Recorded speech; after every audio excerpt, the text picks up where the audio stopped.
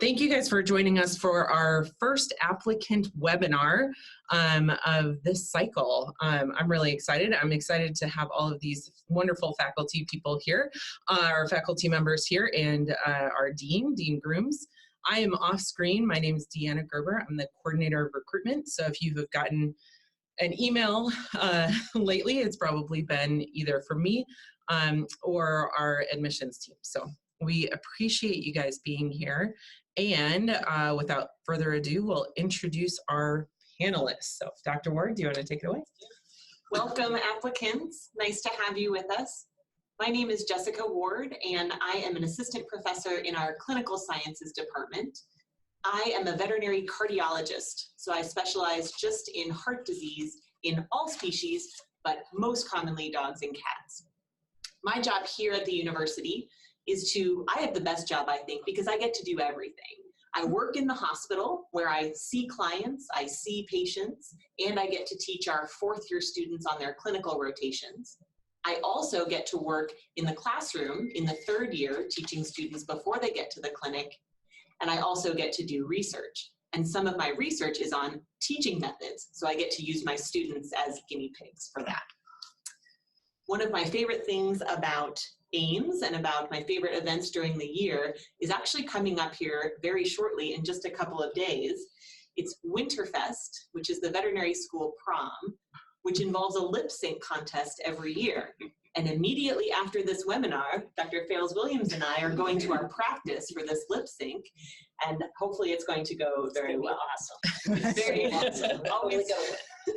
It's always fun to see the students outside of the classroom in their natural habitat and to share some good times. Hi, my name is Swamy. In short, students call me Dr. Swamy. I moved to College of Veterinary Medicine here in AIMS in 2012. I moved from England. I worked there for about 17 years in the veterinary school. And after moving here, I have been teaching veterinary anatomy. So you're the guys, you will be seeing me first in the class when you start your DVM course here. So I will be teaching dog and cat veterinary anatomy. And my research is in epilepsy. I use experimental models of epilepsy to understand the disease process and how we can prevent or modify the onset of epilepsy. So that is my research interest. I am still learning a lot of things. This is my 7th year.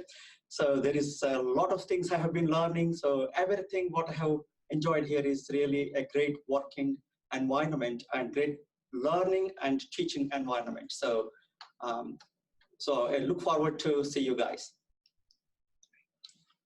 Hi, I'm Mandy Fales-Williams. I'm a veterinary pathologist. I'm a professor in the Department of Veterinary Pathology, and I'm also the chair of that department. My jobs around here are to do biopsy work, biopsy and necropsy work. So I like to say I see all species, but they're dead. So, really glamorous, but it helps the clients by providing an answer as best as we can come up with one. And I also get to teach, which pathology lends itself really well to teaching because there's a lot to learn about pathology and a lot to learn about each case. So I teach in the first year. In fact, I'm teaching the first year pathology course right now. And then I teach again in the senior year on the necropsy rotation. I've been here in AIMS now for 25 years, which was not what we meant to do, but that's what we've done. And we're very happy that that's the way it worked out. So I have a lot of favorite things around here. Graduation is a favorite for me. Hearing the new graduates recite the veterinarian's oath brings a tear to my eye every single time. But one of my favorite things outside of school is the Nutcracker that happens every year.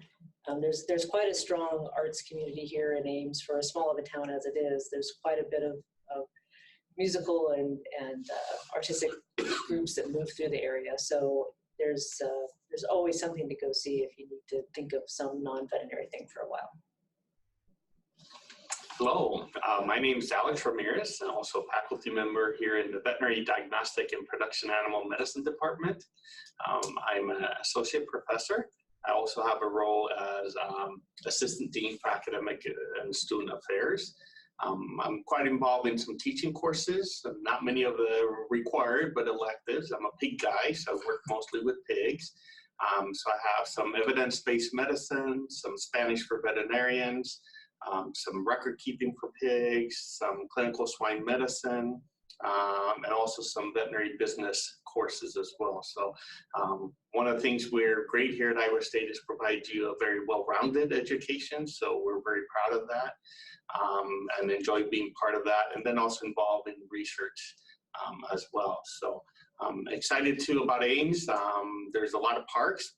So great opportunity to just enjoy the parks with the family. And then also one of the cool things in Ames is I enjoy having the USDA government facilities here. So we get to see a lot of other fellow veterinarians that are in the government, not only in their official roles, doing research and investigations, but also on the side when we can go out for dinner and have some camaraderie with their colleagues.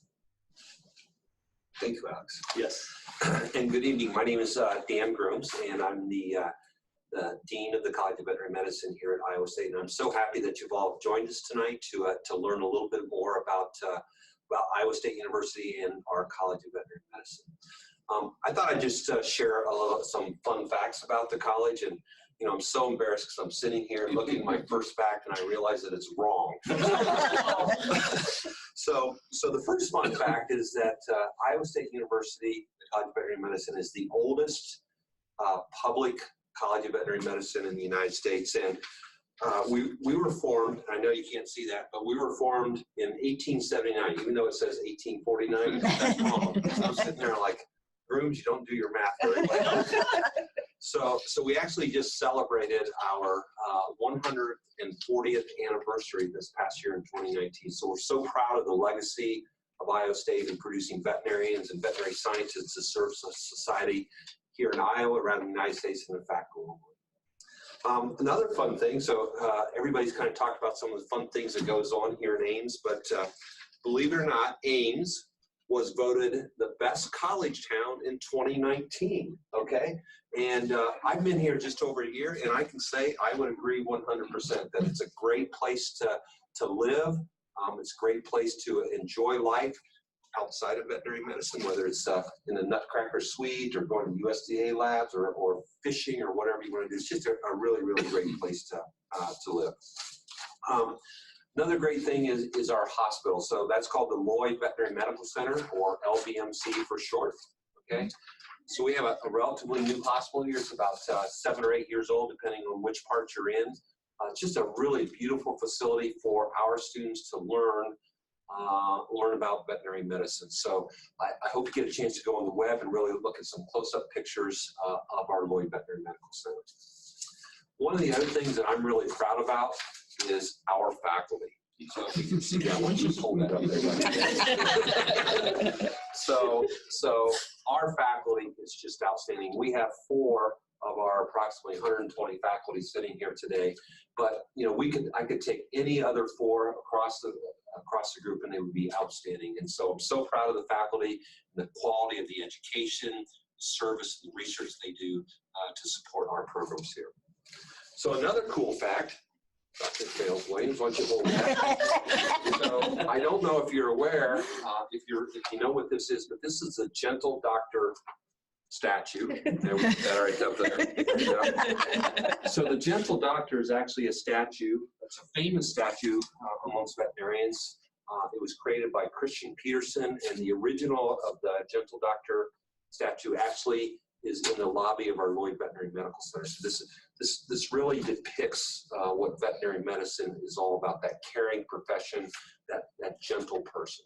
So if you've ever heard about the Gentle Doctor statue and maybe wondered where it's at, well, guess what? It's right here in our College of Veterinary Medicine in our lobby. This is just a replication of it.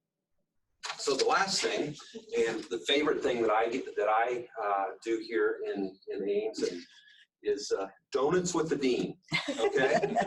So I like donuts, okay? And once a month, we have Donuts with the Dean at 7:30 in the morning in our commons, and I bring in several dozens of donuts and watch them disappear quickly.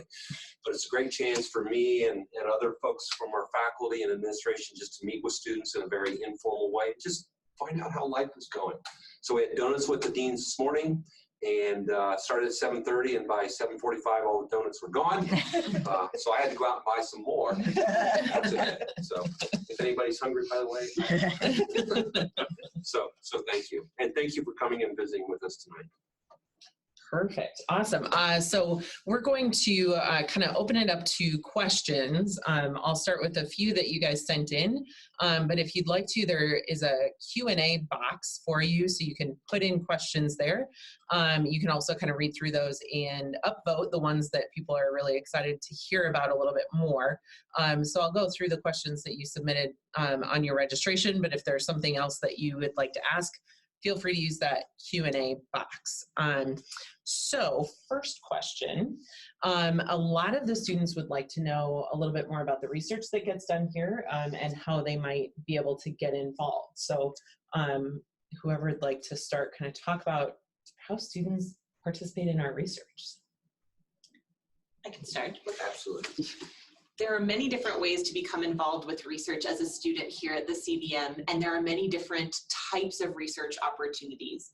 One of the most common and most popular is a summer research scholars program, where students in the summer after their first or second year of vet school get paired with a mentor to do a research project that lasts about 12 weeks during the summer. It's pretty intensive with your mentor. You're the primary researcher on that project, and at the end of the summer, you present that research, and many of those projects lead to other posters and publications. Types of projects there can range anything from very benchtop focused, where you're pipetting and doing PCR, to my research, which is clinical, working with patients in the hospital that have disease, or field work, going out on the farm or out into the field. Depending on your mentor and their project, you can have that whole breadth of different experience. And many people, myself included, will then hire on my summer research scholar to be a researcher with me throughout the rest of their veterinary career. There are other opportunities to contact faculty outside of that program, but that's one of the best ways to get involved early on in your career, but still after you've had at least 1 year under your belt and got your bearings. Dr. Ramirez, you want to talk about the SQ? Absolutely. Other programs? Yes, so we have some veterinary internship programs in our food animal side for both swine, beef, and dairy. I shouldn't say both, that's 3 of them. But we take about 30 students. These are, again, paid internships over the summer. They come from multiple institutions. They get trained here for a couple weeks so that they create a camaraderie amongst themselves, get to have some other contacts, then they go and do field research for the summer. We have a midsummer session, so they come back and spend a day or two where we kind of reviewing how to write papers, how to prepare a presentation so that the students can report back on their abstract for their projects to compete at national meetings, the American Association of Swine Veterinarians, the American Association of Bovine Practitioners. So they're quite active, a lot of involvement, but also a lot of contacts in the field with field veterinarians in those areas. And we have students who have zero swine research or zero swine interest that participate and enjoy that experience. It's open to anyone with some interest in some of those areas. Great. Perfect. So possibly another one for you, Dr. Ramirez, but everyone can kind of help answer this question. We got a lot of questions about how students maybe find scholarships here, what that kind of looks like. Do you want to kind of touch on scholarships? So okay. I kind of oversee some of our scholarship programs, and we've got some great programs. Last year we gave over $1 million in scholarships. So our dean has been making it a top priority, so we appreciate that to continue to grow that. So we try to make it simple for students. So we follow the donors' requests. So some of those we assign But for most of them, we have a process where you do a single application, and based on that application, we identify as many scholarships that you might qualify for, and your name gets thrown into those scholarships applications. So you don't have to do 10, 20 different applications. You just do a single one with all these questions. And then we have faculty members who are in charge of allocating those scholarships based on the donor's request. Some are very unique characteristics that they're looking for, some are more general. And then we do have a scholarship reception evening in September. That's a great opportunity to get everyone together with the donors, or at least everyone to see the great advancements in scholarships. So Dr. Ramirez mentioned the fact that it is a priority for the college to continue to raise money for scholarships to support the high cost of veterinary medicine education. We set a goal of actually raising, doubling the amount of scholarships we give by 2023, and we're on our way towards meeting that goal. This is important, and it's actually one of several initiatives that we're working on across the state actually to help offset the cost of education. So we feel we have a pretty reasonable cost of education here already, but we also understand that we need to continue to work on reducing the cost of education for the folks coming into our profession. Kind of a follow-up question that just came in. Can you talk about how first-year students get those scholarships? Oh, yes, certainly. So first years, we understand you've already done tons of applications and essays, so we don't want to burden you with those. So what we do is we have scholarships assigned to first years, and we will go through and pull the information from your application that you already submitted. And then again, we have a committee that ranks those based on the criteria of the donors. So we don't make you do any paperwork or anything. Some we will notify you when you first get your acceptance letter. We have some that can go out. Others we will notify later into the summer based on availability of those scholarships. So we definitely include, and we've been very aggressive at trying to give a good percentage of those scholarships to our incoming students, because one of our thoughts are, if you increase that scholarship amount early on, we can save you all that interest that would have accumulated. So if I'm a student, I'd rather get a scholarship earlier in my career than later. It's the same amount, but that earlier scholarship can really save me quite a bit of money and interest accumulated over the veterinary career. Perfect. Switching gears a little bit, can you talk about some of the teaching methods that are used here, and maybe walk through the curriculum just at a glance, and then how do you teach students?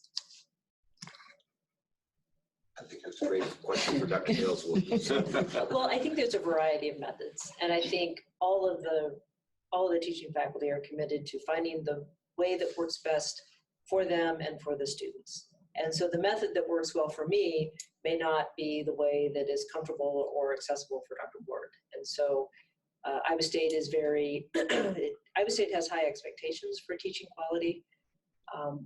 And I think there's a lot of latitude for how we can accomplish that.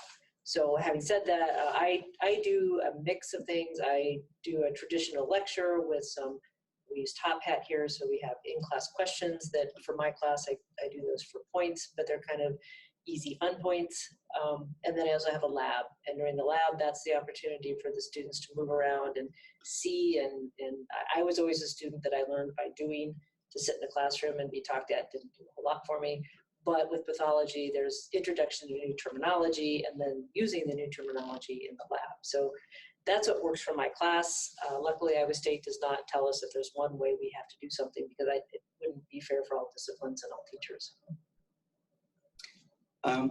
Again, in the first year, so what we do, we try to encourage students to learn from clinical perspectives, for example, in anatomy.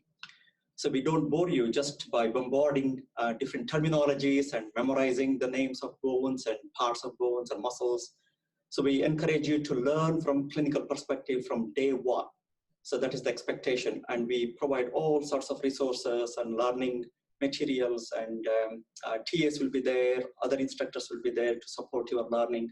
So that is how we try to drive your learning keeping in mind that in next 4 years, how you should graduate from this college as a top graduate veterinary graduates from this college. Great. Perfect. Yeah, I might add a couple other things. So one is Iowa State as a university recognizes teaching as a scholarly activity, which is very important for many of us who have quite a bit of a teaching load.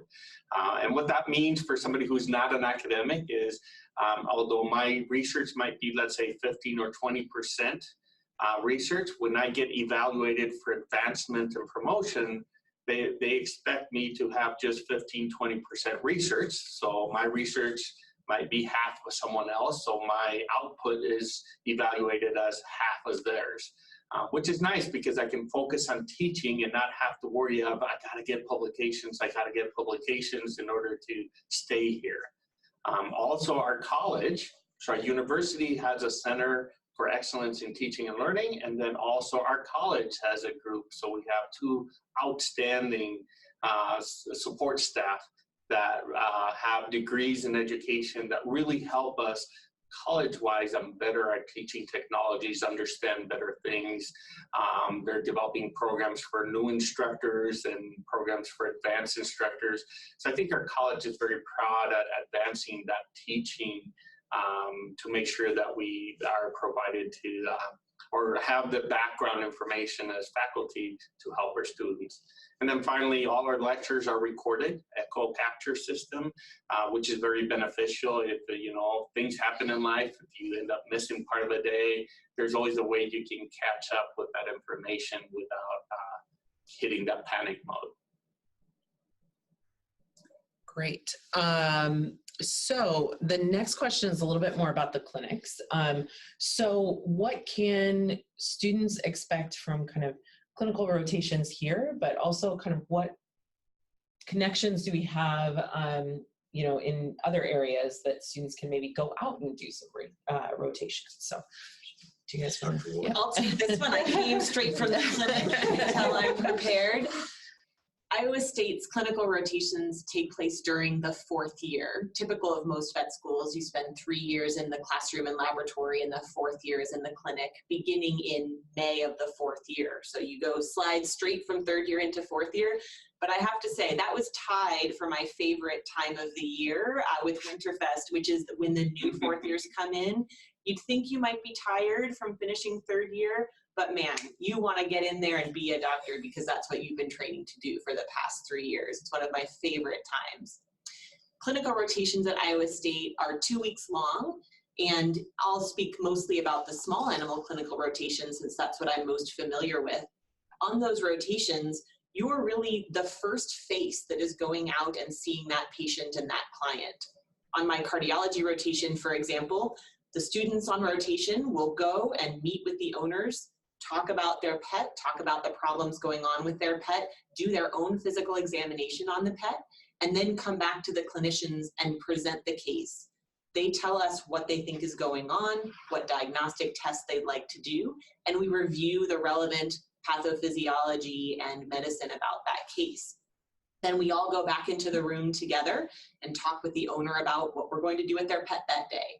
So basically from then on, the students are right there with the clinicians doing more than just observing, they're really participating, and we constantly challenge our students to take on that role as the doctor because in a few short months, they're going to be there.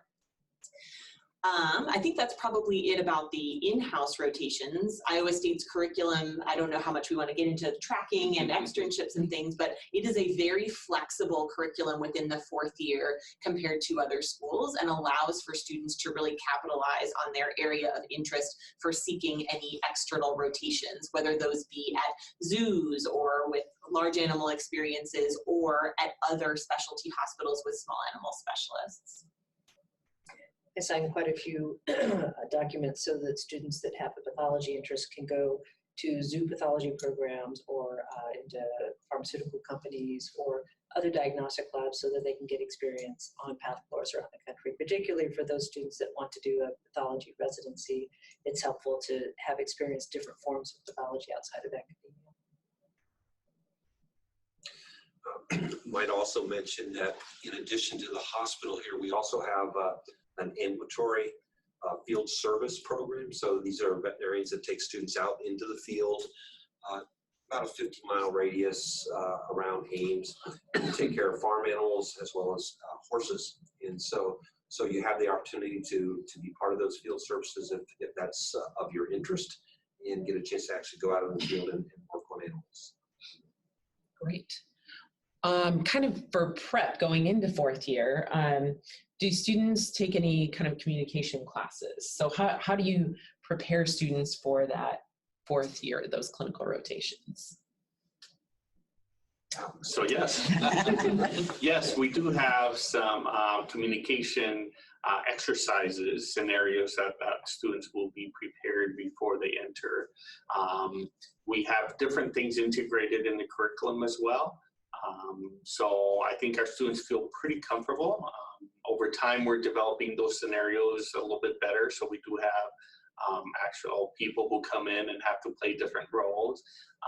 You get recorded, and then you get some feedback as well. So there are some opportunities to get those experiences on both communications, as well as through our hands-on surgeries, even before your fourth year.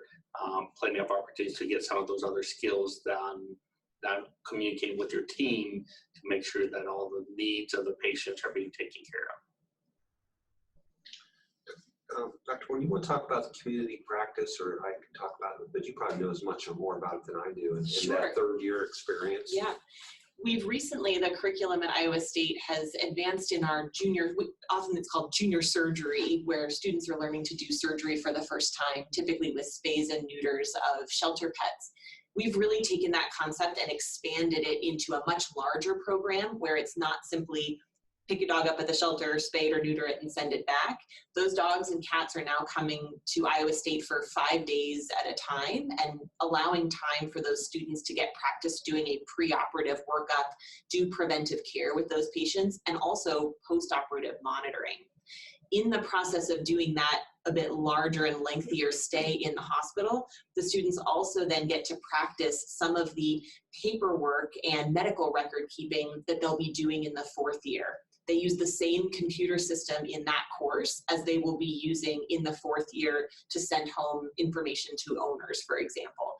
And they also have to practice transferring a case from one group of students to another group of students, which mimics what we do in the clinic all the time. If I have a patient on the cardiology service that I need to communicate with another doctor on another service. That's a way, especially for written communication skills, to really start developing in that third year.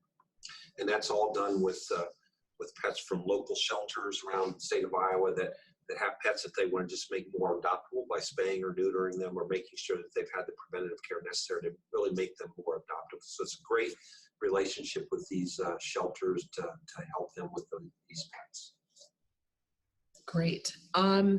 We had a question about mentorship. So how do students get connected with faculty members who can then kind of help them get involved in the field that they're interested in? Can you talk about mentorship a little bit?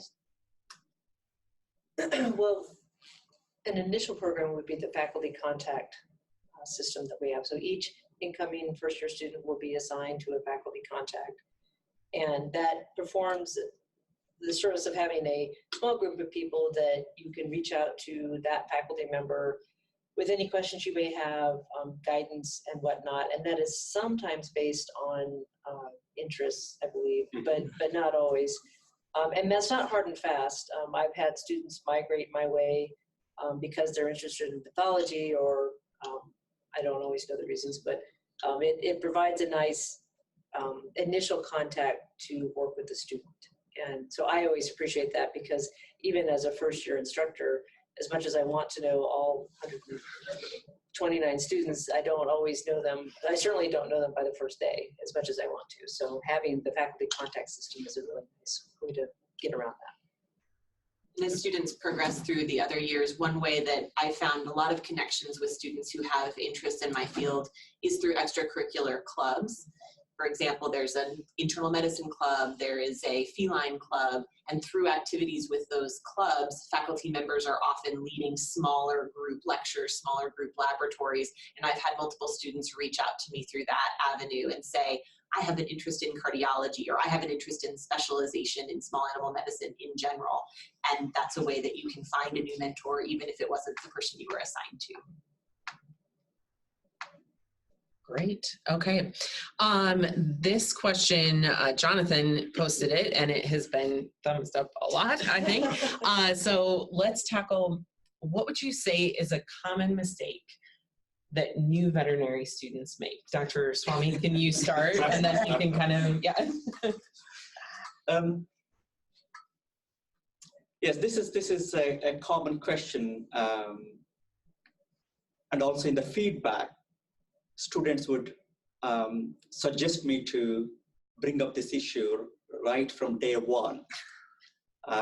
No room for complacency. Don't start late. As far as the first exam is concerned, that is where often you gain your confidence or you will lose your confidence. So we give all sorts of support to achieve your competency, to achieve enough confidence to take the exam, especially the first exam. So that is the key to get into the right track from the first semester. Often you think that since you guys are coming from different educational background, not everybody will have the same educational baseline. So some of you may have to put a lot of efforts initially, and these are university exams, not college exams. So you have to prepare probably from day one, as though you have an exam next day. I'm sorry, I'm not scaring you right now, but this is the expectation we will have. Of course, there is enough support, and we will guide you in the right direction as long as you are prepared to walk with us. I agree. I think our faculty are fantastic. Students who need help or kind of need a little direction, the biggest mistake is they don't come to us early enough. You know, you're all used to succeeding very well, and don't want to admit that, oh, well, that first one was a little tougher than I anticipated. So then they wait till exam 2, and it's like, oh yeah, I guess it was tougher, and I haven't figured out. So what I always tell students is, you know, if you encounter a point where you're not succeeding the way you want, go talk to the faculty. Our faculty are more than glad to sit with you and talk and discuss with you and help you succeed. But you just have to recognize that. The sooner you recognize that with the time management, the more successful you can be in your years that you're studying here.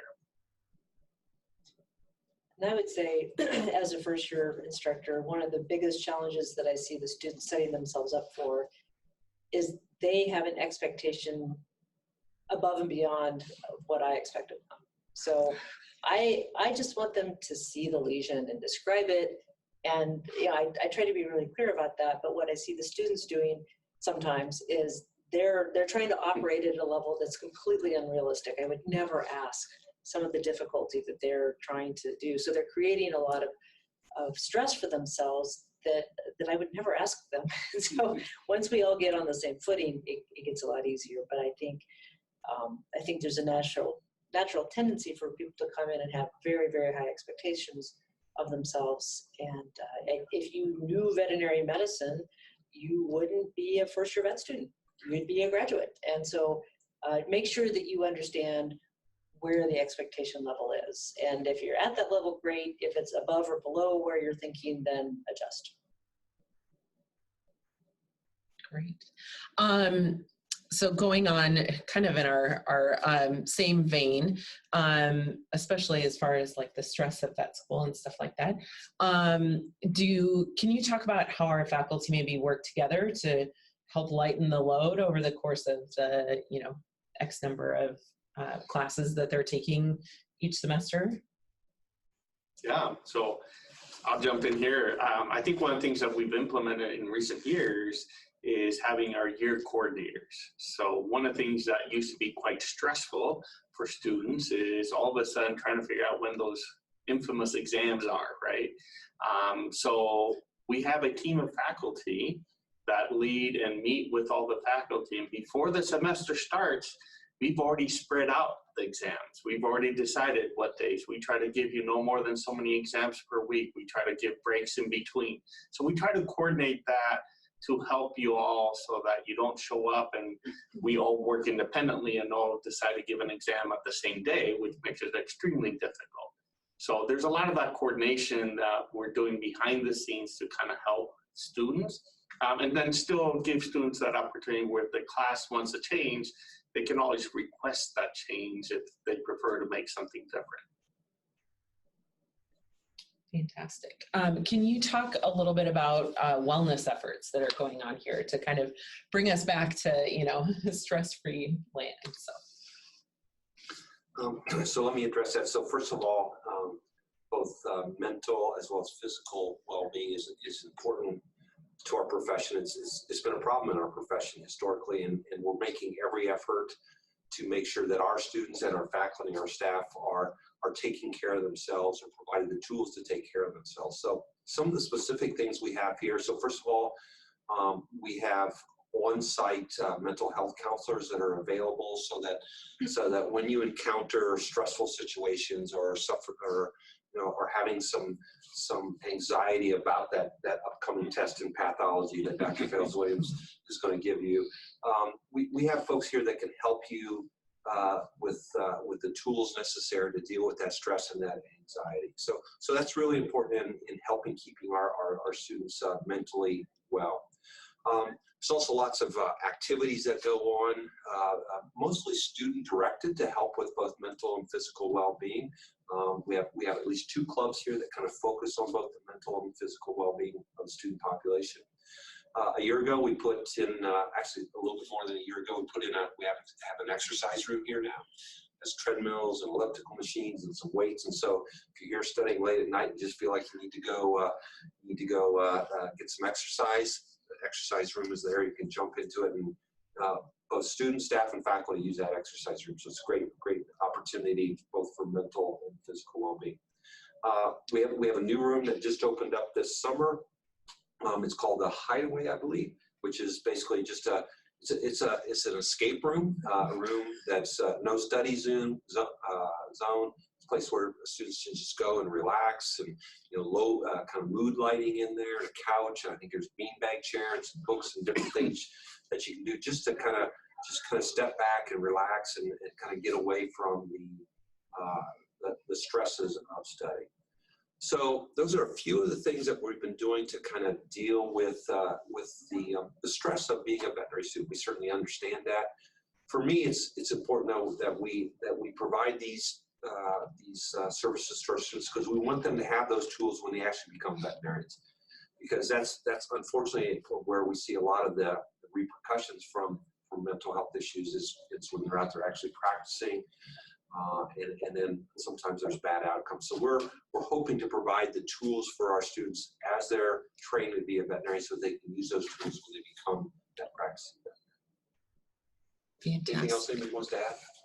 I would just say the students have done a remarkable job of planning classes. I think 3 nights a week there's Zumba classes and yoga classes, and the high intensity interval training classes, and I am just so impressed.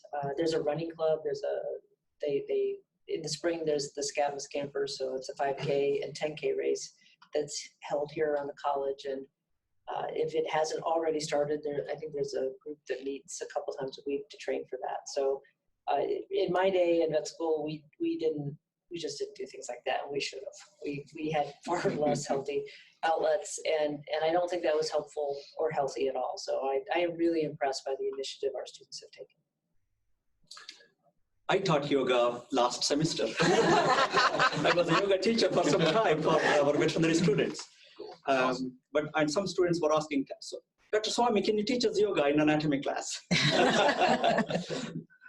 The last thing I'll just mention, I forgot to mention this, starting with the class that just entered clinic, so May of 2019, we instituted a new student duty hour policies, which essentially sets a cap on the number of hours that a student can spend in the clinic on a daily basis, and also the number of days in a row that they can spend in the clinic. And again, this is important to kind of set, number one, for their mental and physical well-being while they're here, but also kind of set the stage for them to think about that when they leave practice, your job isn't a 24/7, 7 days a week job. You need to be able to take time off to take care of yourself, both physically and mentally. So that's been a good thing, and we're working in implementing that policy here in the college. But I know with the help of our good faculty that it's getting done well. Great, thank you. Can you talk a little bit about One Health initiatives that are going on here? Let's tackle that one. So we have a lot of initiatives.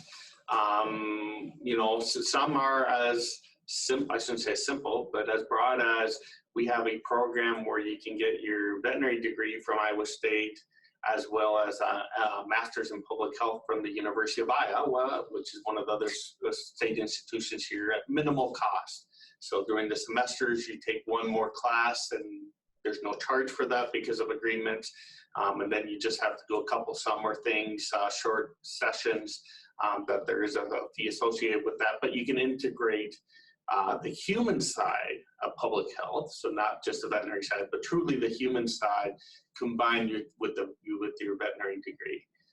We also have some donors who have been great at promoting it to bring speakers. There's research. We have our antimicrobial resistance and education program here. So we have a lot of areas that really touch the One Health initiative. Dr. Ward, I'm going to pick on you because we were just talking about, just talk real quick about the initiative you have going with the University of Iowa on the cardiology, getting kind of a One Health. There are a couple of the clinical services that have also established relationships with the University of Iowa, and so far those include the oncology service, the dermatology service, and the cardiology service. And they vary from being more research-based to more clinical-based. The agreement that we just came to in the cardiology service is a training opportunity for our cardiology residents. So these are cardiologists in training doing 3-year programs. This is after graduation from veterinary school. This is after a 1-year internship. This is the 3-year residency in cardiology. And our residents will be going to the University of Iowa's pediatric cardiology service and spending time there to learn about some of the translational aspects and the similarities and differences between treatments of patients. And I'll just mention, Dr. Ramirez mentioned an institute that we have here. It's called the National Institute for Antimicrobial Resistance Research and Education, short for NIAMRI. But this is a multi-institutional, and when I say multi-institutional, it's Iowa State, it's University of Nebraska, it's University of Nebraska Medical School at Omaha, it's University of Iowa, it's the Mayo Clinic, but it's an institute really just focused on antimicrobial resistance and how we go about reducing this important problem, societal problem, both for animals as well as humans. And so it's truly a One Health approach because it involves both the medical fields as well as the human medical fields and the animal medical fields in trying to approach this problem of antimicrobial resistance. Great, thank you. So we have a few different questions about specific career paths. So we talked a little bit about small animal medicine, production animal medicine, pathology. So I'll kind of go one by one through the next 3, and maybe you guys can talk a little bit about our resources. So the first one is exotic animals and wildlife. So kind of what resources do we have here for students who are interested in exotic animals and wildlife? Sure, I'll tackle that one. So first of all, we have, especially on the wildlife side, I'll start there, zoo animal medicine. We have a relationship with the zoo in Des Moines, which is about 30 minutes away. It's called the Blank Park Zoo. We actually have a faculty person that we share, we share the finances on. She's our faculty, Dr. June Olds. She spends 4 days a week down at the Blank Park Zoo and then 1 day a week here. And those 4 days a week down there are, number one, taking care of the animals down there, but we have students down there pretty much, I don't know, Alex, if they're down there every day, but certainly pretty much every day of the year, taking care of the animals there at the White Park Zoo.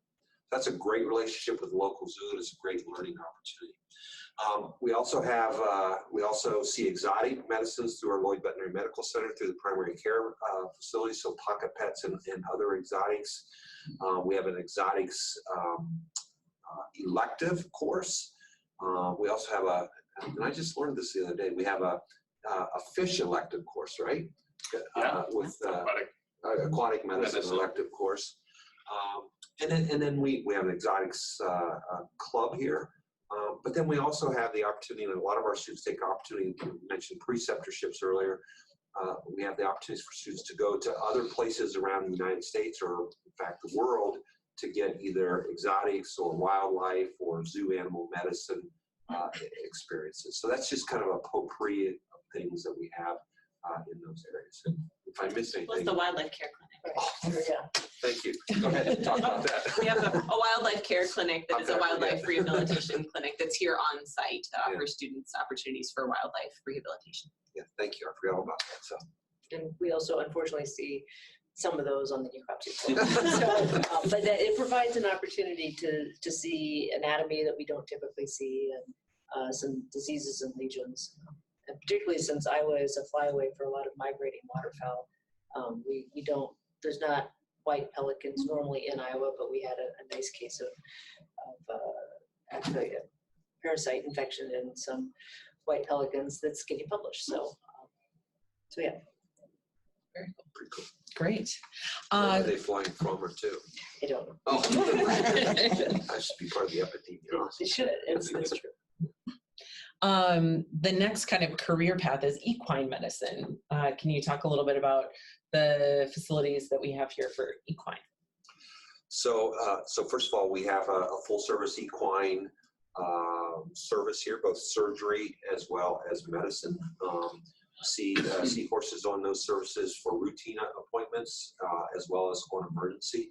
We also have equine field services I mentioned earlier. So we have 3 veterinarians actually on the equine field service that take students out into the field to see horses in their farm environments. You know, mostly for some kind of primary care type things, so vaccines, worming, dewormings, those types of things. So those are really the primary equine experiences. There's also a herd of horses in-house. That's right. Healthy horses that are used for student laboratories and teaching purposes, blood donors as well. Yeah, absolutely. So, Dr. Fitness, you have the horse here. So I'm a client. so you can talk more intelligently about it. So I actually do have the ambulatory service come out and do dentals and vaccinations on my horse because I want him to see me as the nice lady with treats and not the lady with sharp stuff. So that's always, and there's a lot of people at our barn that use him or use that service.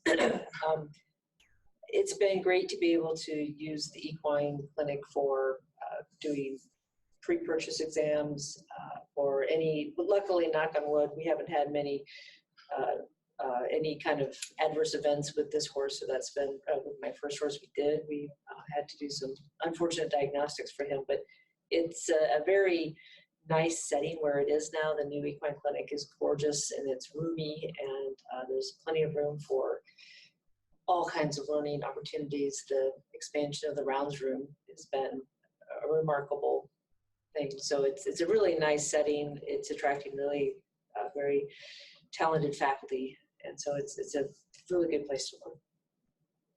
One other thing I'll mention, something that's somewhat unique to Iowa State, although other schools have it, is we have a full-time farrier.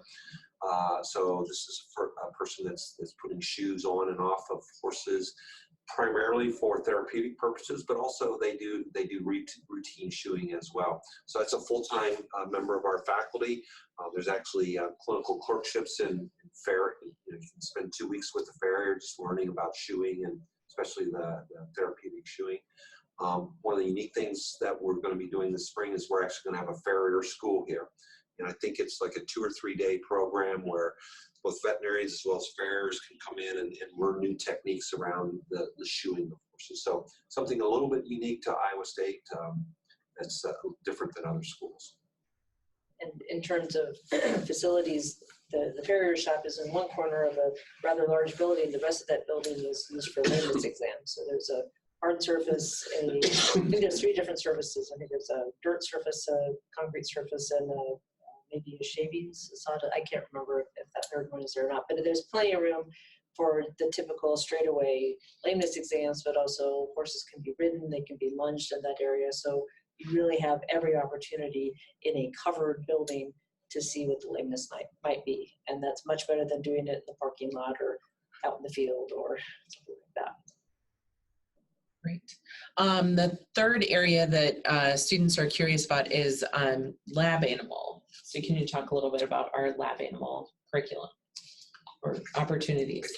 I can talk about our lab animal medicine department, but I don't know much about the student aspect, simply because as a researcher myself, I avail myself of lab animal medicine. So within our college, we have a lot of animals that are housed here for research purposes, anywhere from mice to pigs, et cetera. And so we have, I believe, 3 full-time lab animal veterinarians who are here on staff and see those patients.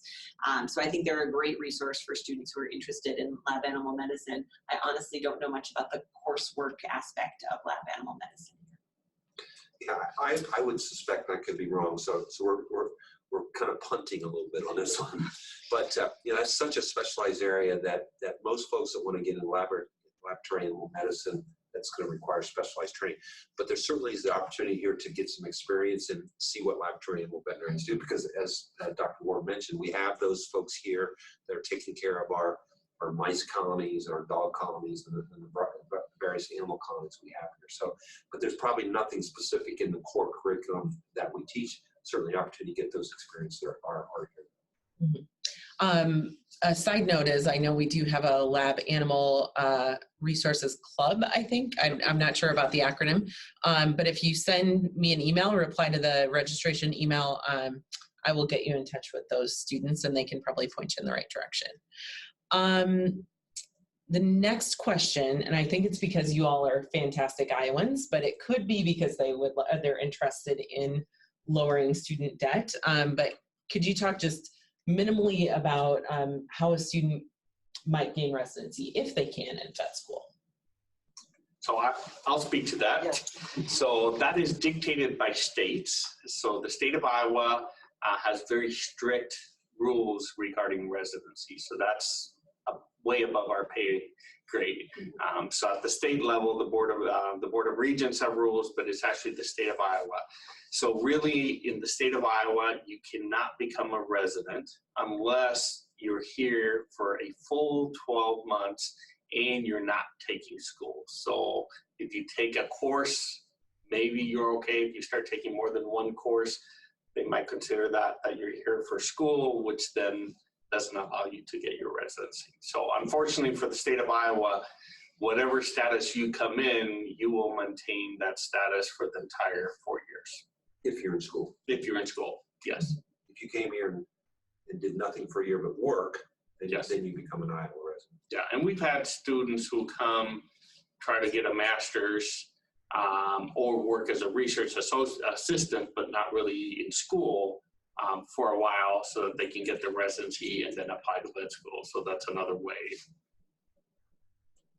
So unfortunately, unlike other states, and certainly the state I came from, which is Ohio, you can go to Ohio State and be a student there, and after 1 year become a resident. Unfortunately, our state law, it's not that we don't want to do it here at Iowa State, but our state law dictates that we can't do that. Great.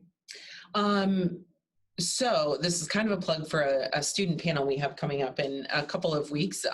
So you can get directly this question answered directly from the students, but kind of as faculty members may be looking, kind of from the outside in, how would you describe kind of student culture as far as competitiveness, camaraderie?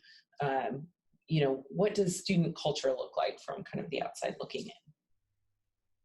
I see the students mostly in their 4th year at a time when they've definitely realized that there is no point in being competitive in vet school, but I think they mostly are like that all the way through. These guys can comment on that.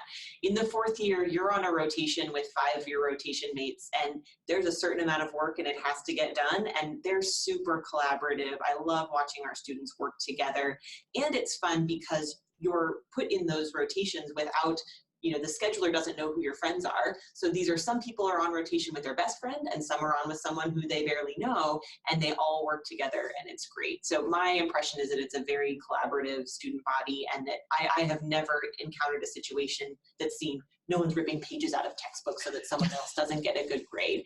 Once you're in, we're going to make sure that you're successful, and everyone's going to be a veterinarian, so you want your classmate to be a good veterinarian too. One thing I notice in veterinary anatomy learning environment is, although you guys coming from different areas, different schools, once you're here, within 1 or 2 weeks, already everybody's collaborating with each other and very friendly, and they're very cooperative. And if someone is struggling learning or dissecting a bit slowly, so they will go and help them out, and they stay even after 5 o'clock to help them out to learn. So that is something nice to see around during their learning.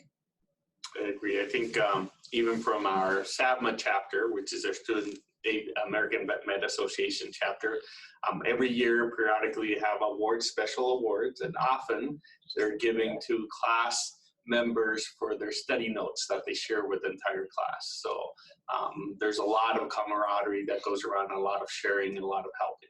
Absolutely. I would just add, there's just on the other side of vet school, there's a trailer park. There's 2 of them actually, that is heavily populated by veterinary students. And from some of the pictures I see on Facebook, it looks like there's a lot of fun to be had over there. So I think that not all students live there, but I think that really helps pull them together. Great. Okay, so we only have a few minutes left.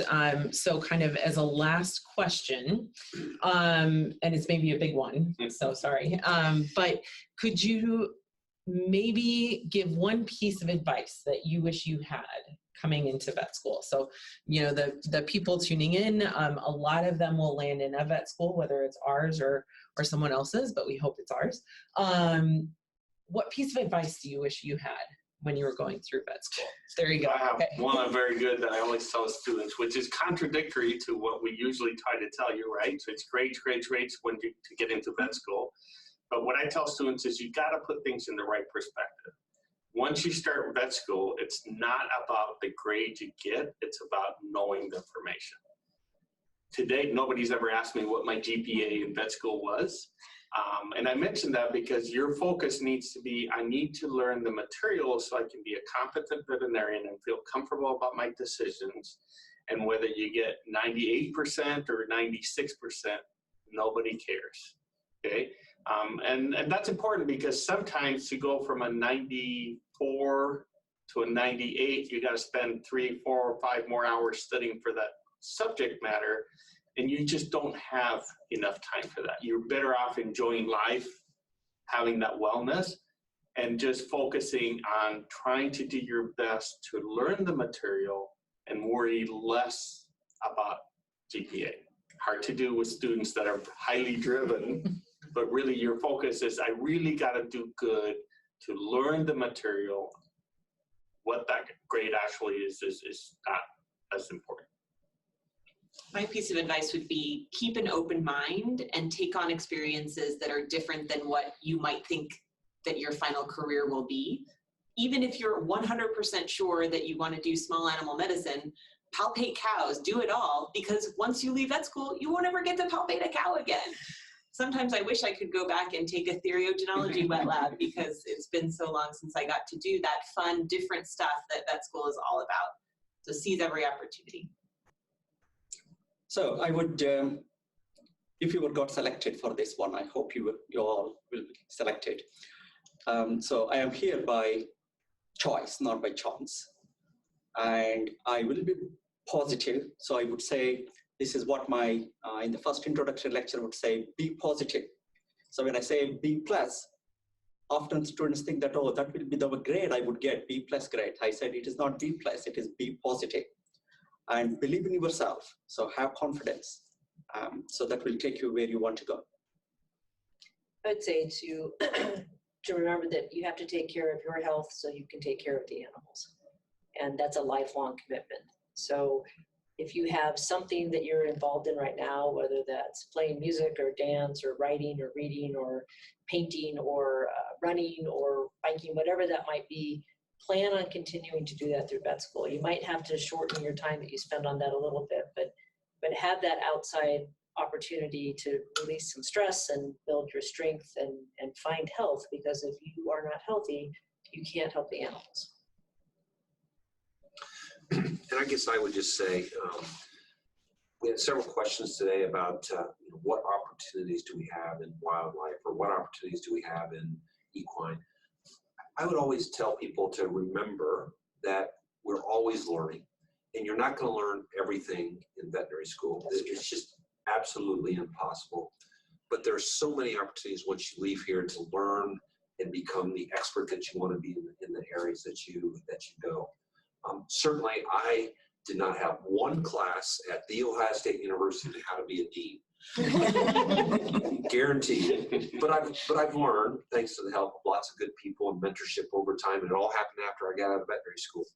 And so you will not get all the experiences that you need here in the College of Veterinary Medicine. I guarantee it. But there will be plenty of opportunities through experiences with mentors or through continuing education or whatever that will allow you to continue to grow to be the veterinarian that you want to be. So always keep that in mind, because unfortunately I hear students say, well, I didn't get a chance to do this, I didn't get a chance to do this. And I'm saying, don't worry, there'll be plenty of chances to do that in life. So. Very cool. Awesome. That was a good note to end on, I think. Thank you, guys. Thank you for joining us, panel.